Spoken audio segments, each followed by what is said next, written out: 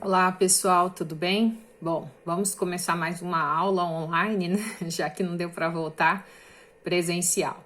Bom, hoje na nossa primeira aula de retorno do segundo bimestre, nós vamos falar sobre a crise de 1929, tá? Bom, no final do primeiro bimestre, o último conteúdo que a gente falou sobre o mundo, nós vimos a Primeira Guerra e a Revolução Russa. Quando a gente estudou a Primeira Guerra, nós vimos que no final da Primeira Guerra, os Estados Unidos se tornou a maior potência econômica do mundo. Lembram disso? Bom, os Estados Unidos, então, vai passar a viver uma época, a partir de 1920, que vão ser chamados de anos felizes. Um período de prosperidade, desenvolvimento, né? E ele vai se tornar a maior economia do mundo. Então, grande parte dos produtos que eram produzidos no mundo, industrializados, vinham dos Estados Unidos. Um dos fatores que vão ajudar ele a crescer assim como uma grande potência econômica vai ser o fato de que durante a Primeira Guerra ele não foi atingido pela guerra, né? Não teve seu território destruído. E enquanto que a Europa, né, a Inglaterra, que era a maior potência econômica até então, ela vivenciou de uma forma mais intensa a guerra, né? Então, a Europa, Inglaterra, França, Alemanha, que eram as grandes potências, eles vão estar se reconstruindo da guerra, enquanto que os Estados Unidos não vai passar por esse processo de reconstrução. Então, ele vai ajudar financeiramente, ele vai dar empréstimos, ele vai ajudar vendendo suas mercadorias para esses países da Europa que vão estar em processo de reconstrução. Então, isso vai gerar um clima de otimismo muito grande nos Estados Unidos, né? E dinheiro vai facilitar, essa entrada de capital dentro dos Estados Unidos vai facilitar essa crença de que eles poderiam acreditar que ia ser assim sempre, né? Eles iam ser sempre a maior potência econômica do mundo e nada poderia abalar esse crescimento que estava acontecendo lá nos Estados Unidos. Bom, a partir daí então, nós vamos ter um processo de incentivo do governo ao consumismo. Vão surgir vários produtos eletrônicos, como máquina de lavar roupa, geladeira, fogão, aspirador de pó, né? E esses produtos eletrônicos, que eram novidades, eles inventavam cada vez um melhor do que o outro, mais moderno do que o outro, que tinha uma coisa, um detalhe que o outro não tinha. E o governo incentivava muito as pessoas a consumir esses produtos, né? A gastar o dinheiro que eles estavam ganhando. Então, vai surgir nos Estados Unidos um estilo de vida baseado no consumismo. Para você ser considerado um norte-americano, né? Você tinha que consumir, você tinha que ter esses produtos na sua casa, né? Esses produtos eletrônicos. E por isso vai surgir o chamado American Way of Life, que é o estilo de vida americano. O que era o estilo de vida americano? Era o consumismo exagerado, né? Quanto mais você consumisse, mais americano, mais norte-americano você era. Então, por isso o governo vai incentivar muito esse processo de consumismo, esse estilo de vida consumista. Bom, aí então, como muitos norte-americanos vão ter dinheiro sobrando, eles vão começar a usar esse dinheiro para investir em ações. O que são ações? Funciona da seguinte forma. Eu tenho uma empresa e essa empresa precisa de investidores, né? Eu preciso de capital, de giro para investir, ampliar o meu negócio, fazer com que a minha empresa fique maior. O que eu vou fazer então? Eu vou pegar uma parte da minha empresa e vou levar ela para a Bolsa de Valores. E lá na Bolsa de Valores eu vou vender uma parte da minha empresa em forma de ações, né? E aí essas pessoas vão lá, compram as ações da minha empresa e vão se tornar o meu acionista, vão se tornar o meu sócio. E no final do mês, no final do ano, todo o lucro da minha empresa, eu vou pegar uma parte e outra parte eu vou dividir entre os acionistas. Quanto mais pessoas querendo comprar ações daquela empresa, mais a ação tem valor. Então, quanto mais investidores, quanto mais pessoas querendo gastar o dinheiro delas comprando ações, mais alto o valor da ação vai ficando. Então, valoriza mais a minha empresa, né? Se a minha empresa está crescendo e tem muita gente querendo ser meu sócio, meu acionista, o valor da minha ação vai ficando maior. E aí a Bolsa de Valores de Nova York vai se tornar o local onde isso tudo vai acontecer, né? Então, muita especulação que a gente fala, né? Muitas pessoas querendo comprar ações, vender ações, e ali vai se tornar um local de grande símbolo desse crescimento capitalista dos Estados Unidos.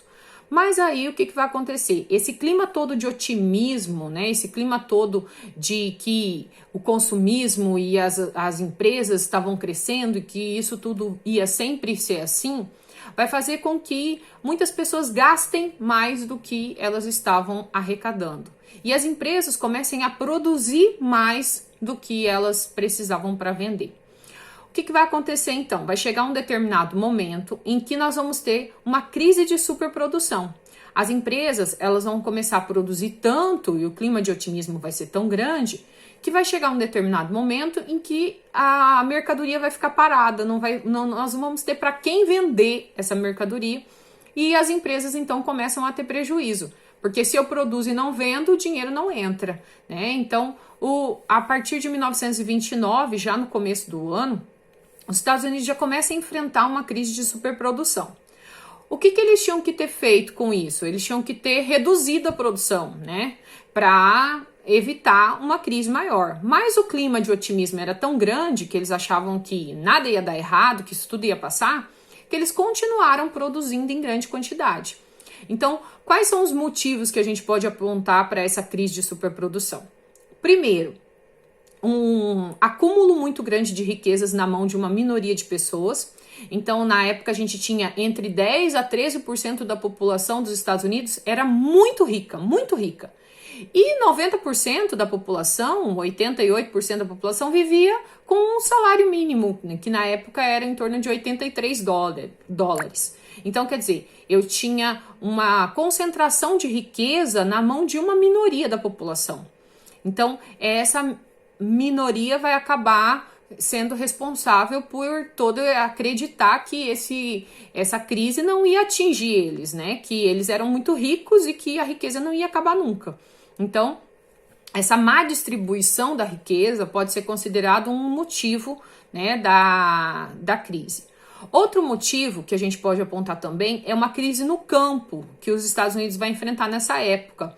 Na época, então, muitos agricultores vão pedir dinheiro emprestado aos bancos para produzir, para plantar, e a produção não vai ser muito boa, e eles não vão conseguir pagar as dívidas, né, os empréstimos que eles fizeram no banco. E muitos vão ter que hipotecar, entregar suas terras, né, como forma de pagamento das dívidas. E aí o banco não quer terra, o banco quer dinheiro, né? Ele emprestou dinheiro e ele quer mais dinheiro de volta, né? Então, isso vai causar também um prejuízo muito grande para os bancos. Outro motivo que a gente pode apontar também para a crise de 1929 é a recuperação do mercado europeu depois da guerra. Já tinham passado aí 10 anos praticamente do final da Primeira Guerra Mundial e os países da Europa já estavam se recuperando da guerra. E a partir daí eles vão começar a tomar medidas protecionistas. Eles vão começar a parar de comprar tanto dos Estados Unidos quanto eles compravam.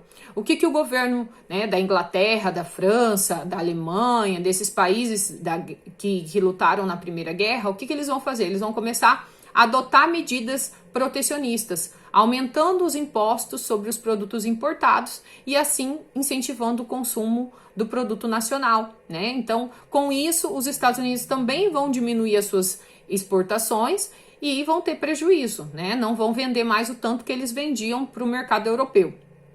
O que eles tinham que ter feito com isso? Reduzido a produção, mas, como eu falei, o otimismo era tão grande que eles achavam que nada ia dar errado, que era só uma fase que isso tudo ia passar.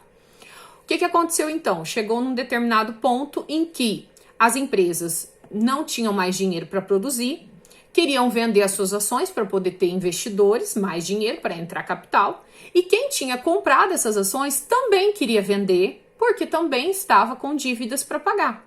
Então, chegou um determinado momento em que todos queriam vender as ações, mas ninguém queria comprar essas ações. Então, por isso, nós vamos ter a quebra da Bolsa de Nova York, que foi a chamada Quinta-feira Negra, o dia 29 de outubro de 1929, quando a Bolsa de Nova York quebrou. O que significa isso? Que as pessoas que estavam lá, todas queriam vender as suas ações e ninguém queria comprar essas ações. E essas empresas sem dinheiro, né, com estoques lotados, sem condição de pagar os seus funcionários, sem mercado consumidor para vender as suas mercadorias, sem ter dinheiro para investir na produção, vão abrir falência. Então, nós vamos ter a falência, né, de milhares de bancos, né? Então, mais de 3 mil bancos fecharam as portas, não tinham mais dinheiro para emprestar, né, e não receberam o que tinham emprestado, então os bancos vão falir. E muitas empresas, mais de 80 mil empresas, quase 85 mil empresas fecharam as portas a partir de 1929. Então, de 1929 até 1932, nós chamamos esse período de a Grande Depressão, né? Porque vai ser o período em que nós vamos ver as consequências desse consumismo exagerado e dessa quebra da Bolsa de Nova York, né? Nessa falta de controle econômico que aconteceu dentro dos Estados Unidos. Então, as empresas vão fechar as portas, vão demitir os seus funcionários sem pagar para eles o salário, sem direitos trabalhistas, nada disso, e as pessoas vão ficar sem emprego, sem dinheiro para comer, vão ter que abandonar tudo, né? Muitas vezes vender o imóvel, a casa, né? Para poder ter pelo menos como sobreviver por uns dias e vão morar nas ruas. Então, vão ser milhares de pessoas desempregadas, milhares de pessoas passando fome. Então, vai ser um período, por isso, chamado de Grande Depressão. São as consequências desse capitalismo desenfreado, né? Desorganizado, que aconteceu aí depois da Primeira Guerra Mundial. Bom, os Estados Unidos, então, em 1932, vai eleger um novo presidente chamado Franklin Delano Roosevelt. O Roosevelt vai entrar, então, com um plano econômico, né? Um novo ministro da economia, o John Keynes, e o John Keynes vai adotar uma medida que muitos criticavam, porque o capitalismo, ele defende a liberdade econômica, né? Que é o liberalismo econômico, que nós já falamos. E ele vai defender o contrário, que é a intervenção do Estado na economia. Por quê? Porque diante de todo esse contexto, né, já passado aí de 29 a 32, alguns anos dessa Grande Depressão, os problemas só se multiplicavam. E era necessário que o governo fizesse alguma coisa. O governo tinha que intervir na economia, tomar alguma atitude, porque as empresas não estavam conseguindo recuperar as condições que elas tinham antes. Então, qual vai ser o plano dele? O plano dele vai ser chamado de New Deal, que significa um novo acordo econômico. E esse New Deal, esse novo acordo, tem como objetivo a intervenção do governo na economia. O que o governo vai fazer para ajudar essa economia a se recuperar do pós-guerra, do pós-crise, né, de 29? Vai ser investir dinheiro para criar emprego. Então, o governo vai pegar aproximadamente 4 bilhões de dólares e vai usar esse dinheiro para investir na geração de empregos. Então, eles vão gerar obras públicas, mandar construir escolas, hospitais, pontes, estradas, prédios públicos para gerar emprego. As pessoas vão trabalhar nessas obras públicas, automaticamente elas vão receber um salário e com esse salário elas vão poder voltar a ter o poder de compra e com isso as empresas voltam a produzir novamente. Outra medida tomada pelo New Deal também vão ser os empréstimos financeiros que o governo vai fazer para a recuperação de empresas e bancos. Então, algumas empresas vão pegar dinheiro do governo emprestado e vão passar a usar esse dinheiro para recuperar a sua empresa, abrir novamente a sua empresa, pagar as dívidas que a sua empresa tinha e vão reabrir o seu negócio. Mas o governo vai exercer um forte controle sobre essas empresas. Então, o governo não vai emprestar dinheiro para eles assim, de qualquer forma, não. Ele vai emprestar dinheiro, mas ele vai exercer um forte controle sobre a produção. Quanto você produz, como você está produzindo. Então, tem que ser um dinheiro bem investido, né? Para que não seja um dinheiro jogado fora, né? Porque muitas vezes a gente já viu outras medidas tomadas como essa em outros países que as pessoas pegam dinheiro emprestado e acabam abrindo empresas fantasmas, né? Só faz de conta que abriu a empresa só para pegar o empréstimo do governo, mas na verdade a empresa não está gerando emprego. Então, o governo lá dos Estados Unidos ele vai fazer uma forte fiscalização sobre essas empresas que pegaram dinheiro emprestado, para ver se realmente eles estão usando esse dinheiro para gerar emprego e produzindo somente o necessário, para que não haja uma nova crise de superprodução. E com isso, o governo dos Estados Unidos vai conseguindo aos poucos retomar a economia. Porque se eu gero emprego, eu faço com que essas pessoas voltem a comprar e automaticamente voltam as empresas a consumir, produzir, e assim o mercado vai se recuperando. Então, a partir de 1933, nós vamos ter aos poucos a recuperação do mercado, né, norte-americano depois dessa crise de 1929, da maior crise do capitalismo. Outra medida tomada também pelo New Deal, pelo novo acordo, vai ser um sistema de previdência, né, aposentadoria. A partir dos 65 anos, as pessoas vão receber uma aposentadoria do governo, que vai ajudar bastante também para que eles não precisem mais trabalhar e assim sobre a vaga para outras pessoas poderem trabalhar. A redução da carga, né, da jornada de trabalho, da carga de trabalho. Então, eu reduzo a jornada de trabalho, as horas, para poder empregar mais pessoas, né, e assim dividir, né, o emprego. Então, no local, por exemplo, que eu empregava uma pessoa, eu posso dividir a jornada de trabalho e empregar 2 pessoas, e assim eu vou ter mais pessoas trabalhando. Quanto mais pessoas trabalhando, mais dinheiro vai girando, né? Então, o capital gira a partir do trabalho. Então, por isso a importância da geração de emprego dentro de uma crise econômica, tá? Essa crise dos Estados Unidos de 1929, ela vai ser considerada a maior crise mundial, porque ela não vai atingir só os Estados Unidos. Ela vai atingir todos os outros países que dependiam economicamente dos Estados Unidos.